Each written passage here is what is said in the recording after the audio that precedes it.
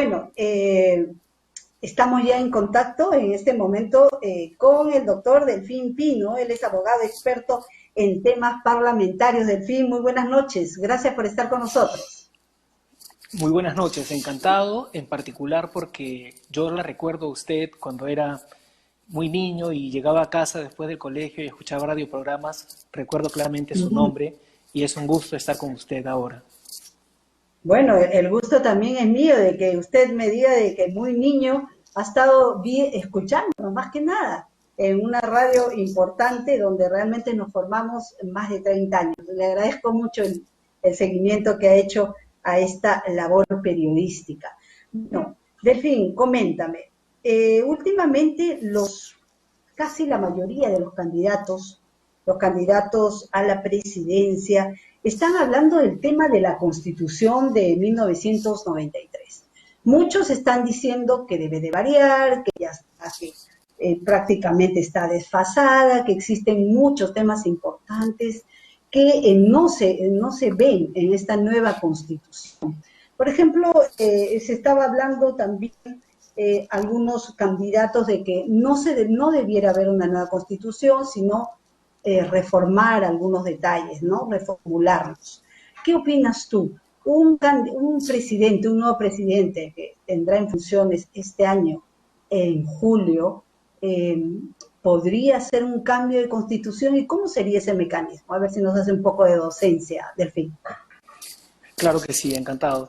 Mire, lo primero que habría que decir es que la Constitución es el instrumento jurídico y político más importante que tiene todo Estado, ¿no?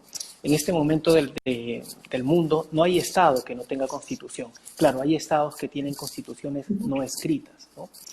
Y al ser el instrumento más importante, lo es, entre otras razones, porque el origen de este instrumento es precisamente el pueblo.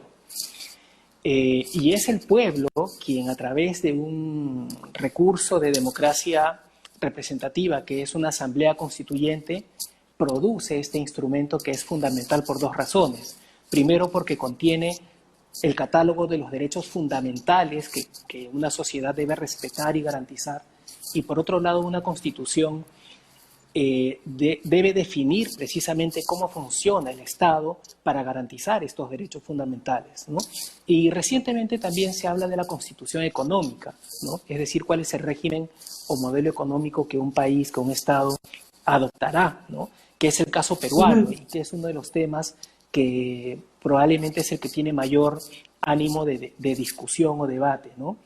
Ahora, su pregunta es si quien asuma el nuevo gobierno, si un nuevo presidente podría cambiar la Constitución, ¿no?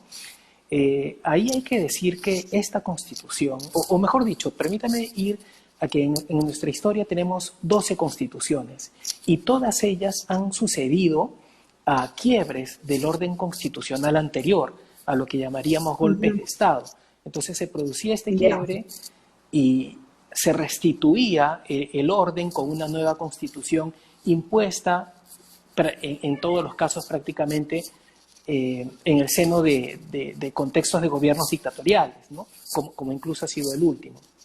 Entonces, esta constitución sería la primera, si es que se diera este intento de nueva constitución, la primera que saldría no como resultado de un quiebre constitucional. Pero yendo más allá, esta Constitución también tiene en su artículo 206 el mecanismo para su reforma y no contempla la posibilidad de una nueva Constitución. Hay algunos que dicen que si la Constitución habla de reforma, ¿qué sucede si se reforman todos los artículos? ¿Estaríamos hablando de una nueva Constitución? ¿No? Claro. En todo caso, pero pueden haber algunos ajustes, Delfín, pueden haber algunos ajustes. ¿Esto es viable? Por supuesto, absolutamente. ¿Cuáles serían esos según tu criterio, Delfín? Mire, en la historia reciente nos muestra que nosotros tenemos fragilidad en esta Constitución para manejar el conflicto entre el Ejecutivo y el Legislativo, ¿no? Si vemos qué ocurrió con Vizcarra, fue permanente crisis política entre el Congreso y el Ejecutivo. PPK cayó por esta crisis. Humala vivió esta crisis, pero hasta el gobierno de Humala, García, Toledo, esta crisis era manejada por consensos, ¿no? Pero vemos que la posibilidad de consensos en congresos cada vez más fragmentados se ha debilitado, ¿no? Yo diría que para un cambio constitucional hay que considerar dos aspectos actualmente, ¿no? Uno, que tendría que haber un consenso total de las fuerzas políticas y sociales, y no basta ese ánimo, sino habría que pensar en la calidad de representantes que asumirían este compromiso de cambiar la Constitución. Veamos, por ejemplo, lo que está pasando con el tema de la reforma del régimen de pensiones. Ya el Congreso tiene avanzado un proyecto de ley para reformar y no ha sido transparente, no ha sido objeto de una discusión pública. ¿Y qué pasaría si este tipo de representantes planteara algo tan importante como reformar la Constitución, ¿no? Por lo que me estás comentando, es una situación que habría que pensarlo mucho, ¿no? Y el nuevo presidente, si es que está dentro de sus propuestas políticas, lo pondría en marcha, siempre y cuando esté de acuerdo en un cambio de una nueva constitución. Pero eso a veces no nos suena un poco a populismo, Delfín. Sí, por supuesto, porque lo que tenemos en nuestro país son demandas ciudadanas no satisfechas, ¿no? Principalmente ahora en este contexto de pandemia, donde las personas se enfrentan a algo tan esencial como salvar las vidas con balones de oxígeno a 1.800 soles, a 3.000 soles. Entonces la gente dice, ¿qué hace el Estado que ni siquiera usamos el mecanismo constitucional actual que permite que el Estado tome la administración de todos los recursos de salud, incluso los privados, ¿no? Entonces, y también está el tema de lo privado y lo público, ¿no? Las tasas de interés en 100%, 200% que ahoga a las personas, el tema del régimen de pensiones, el tema de la estabilidad laboral, el tema de acceso a la educación, y hay nuevos derechos humanos que están surgiendo, ¿no? El derecho a tener internet, por ejemplo, es un nuevo derecho humano. Sí, eso es lo que están, y no sé si cabe el término, es el caballito de batalla de los candidatos a la presidencia, que hay que cambiar la Constitución, que no, algunas candidatas dicen que hay que reajustarlo, etcétera, etcétera. Pero ¿tú crees que al grueso del público, al votante, tienen realmente claro qué significaría este cambio que es tan trascendente para el país? Me temo que no. Me temo que no. O sea, el ciudadano tiene claro que algo nos falta, ¿no? Incluso cuando ocurrió este proceso reciente del referéndum que propuso Vizcarra para la reforma política y antes la reforma judicial, ¿no? Llamó a referéndum. Luego el tema de del cierre de la disolución fáctica del Congreso, ¿no? O sea, los hechos iban sucediendo y los periodistas le preguntaban a los constitucionalistas y los mismos constitucionalistas tratando de ponerse de acuerdo, tratando de interpretar qué quería decir la Constitución, ¿no? Cuando claro. Dígame, por favor. Yo te aseguro que a mí siempre me ha preocupado, Delfín, es la opinión de la gran mayoría. Los especialistas, los constitucionalistas lo saben, algunos colegas no lo tienen claro, otros fungen que también lo tienen claro, pero realmente este tema es muy serio y habría que analizarlo más, aterrizarlo y decirle cuál sería la trascendencia de un cambio en una nueva constitución o algunos ajustes en la misma. Y yo creo y sigo pensando de que la gran mayoría de votantes todavía esto no lo tiene muy claro y lo está viendo en las propuestas de los candidatos. Ahora, cambiando un poquito de tema porque el tiempo nos ajusta, siempre me he preguntado cuál es la labor de un parlamentario andino. ¿Cómo lo podemos ver su trabajo? Disculpa, de repente a ti te suene como que lo ignoro, porque sí lo ignoro, pero no sé si es un gasto público adicional que realmente no da frutos. ¿Es así? ¿Me equivoco, Delfín?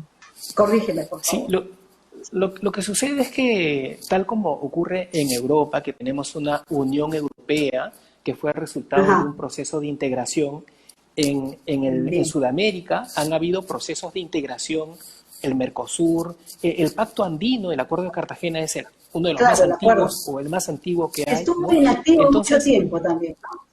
estuvo inactivo, perdió miembros, pero este proceso de Exacto. integración plantea que tal cual exista un órgano ejecutivo a nivel de esta comunidad de naciones, también exista un órgano legislativo. Y el Parlamento andino tiene que tener ese propósito, que poco a poco vaya a lo largo de los países que conformamos el Acuerdo de Cartagena, el Pacto Andino, Ujú. que pueda eventualmente tenerse una estructura parlamentaria supranacional andina, ¿no? Ese es el rol de los parlamentarios andinos. Actualmente, sí, los parlamentarios andinos producen instrumentos jurídicos que se llaman acuerdos, ¿no? Hay acuerdos, por ejemplo, Ya. en temas de derechos de autor. Hay acuerdos, por Ujú. ejemplo, en temas de combate o persecución de la criminalidad, ¿no? Pero son Ujú. todavía acuerdos incipientes que tengo la impresión que un mundo global sí sería importante que esto avance, pero en este momento el ciudadano no tiene claro para qué le sirve su parlamentario andino, ni los parlamentarios Exacto. andinos rinden debida cuenta de qué están haciendo. Entonces puede O parecer que rinde, los cinco claro, o parlamentarios... rinde cuenta de la labor que ellos realizan, ¿no? Yo creo que eso es un Exacto, poco parte de ellos, ¿no? Si ellos quieren dar a notar su trabajo, pues que lo digan, porque yo siento que los que son elegidos, por ejemplo, en la gestión anterior o actual, eh, están como mudos. Yo supongo, y no sé si supondrá algunas otras personas, de que están sentados recibiendo su dinero y ya. Entonces, lo que acaba de decir tú es muy importante que existan estos parlamentarios, pero queremos saber qué es lo que está pasando, ¿no? ¿Qué trabajos están avanzando ellos en el futuro o qué nos están presentando? un poco que sucede que los parlamentarios andinos tienen las mismas prerrogativas que el congresista nacional, Claro, digamos, ¿no? Entonces claro. lo que se está dando en Ajá. la práctica es que como no hay reelección, los partidos ponen a algunos de sus congresistas como candidato al Parlamento andino para que tenga continuidad, vigencia política, ¿no? Pero ese no es el propósito del Parlamento andino, de ninguna manera. Claro que sí. Bueno, Delfín, ha sido un gusto haber conversado contigo, hemos aprendido un montón y es necesario que todos, la población entera, sepa realmente la importancia que tiene esta supuesto nueva constitución, estas tendencias que hay, aquellas que dicen que hay que reformularla, reajustarla, y también la labor del parlamentario andino que sencillamente está como un poco tapadito, ¿no? No sabemos qué hacen, no sabemos cuál es la labor que realizan. Yo quiero saber qué propuestas tienes tú, cómo se está manejando esto, etcétera, que sería muy importante para tener una noción real del trabajo que realizan ellos. En fin, muchísimas gracias Exacto. por habernos atendido hoy y bueno, ojalá tengamos la oportunidad de conversar nuevamente. Muchas gracias, Delfín Un Pino, muy placer. amable. Encantado. Bueno, Muchas gracias. él es abogado experto en temas parlamentarios, por lo que hemos estado preguntándole pues acerca de la nueva constitución o el pedido que hacen algunos candidatos a la presidencia, una nueva constitución, la de 1993, dicen que ya ha perdido legitimidad, otros dicen que debe haber reajustes, etcétera, pero ya hemos aprendido un poco más al respecto.